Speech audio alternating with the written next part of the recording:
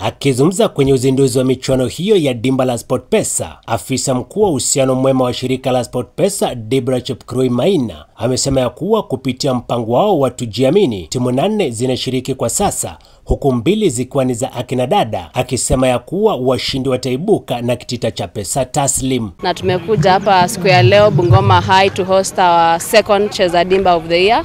Last month tulikuwa Central Region through Tujiamini initiative.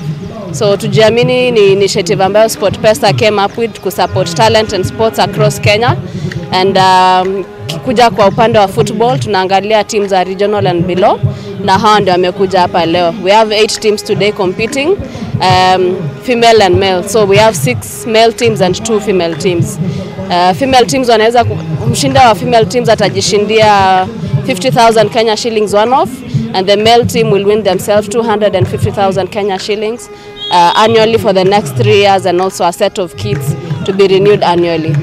Akitilia uzito kwenye swala hilo, Deborah amesema ya kuwa mwaka uliopita timu zilizoshiriki kuna zile ambazo kwa sasa zinashiriki kwenye divisheni ya kwanza na ya pili, akisema ya kwamba sababu kuu ya timu hizo kushiriki ni kukuza talanta. Na target yetu ni kucreate impact na waweze pia kuinuka waingie ligi za juu.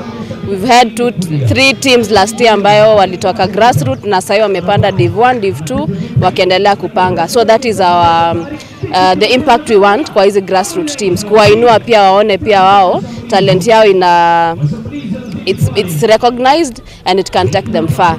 Na from here we'll host a national Cheza Dimba in Nairobi come end of year with all the regional winners we've made throughout the year.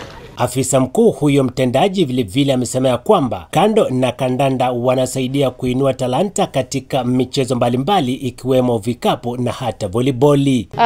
We have all categories. Tujiamini has 3 different categories apart from the Cheza Dimba. We have what is called Gold Community ambayo inaangazia mambo ya community projects. We have Silver inaangazia the other principles of sports in terms of basketball, volleyball, hizo zote. Silver category inashughulikia, and we award 100,000 Kenya shillings. That is one of. We also have a category inaitwa Bronze. Bronze awards 10,000 Kenya shillings, and that is open to everyone nationally every month.